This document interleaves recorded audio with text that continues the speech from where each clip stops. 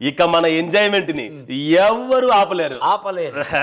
ఏమండి వచ్చింది రాత్రి. ఏంటే మీ ఏటీఎం కార్డు ఒకసారి ఇవ్వండి. ఏటీఎం కార్డా? ఎందుకు? ఎందుకంటారేంటి, డబ్బులు పడ్డాయి కదా డ్రా చేయడానికి.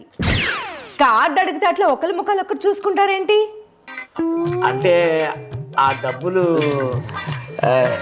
నీవని తెలియక తెలియక నిన్నేసిన 20,000 ఇద్దరు కలిసి ఖర్చు పెట్టేశారా?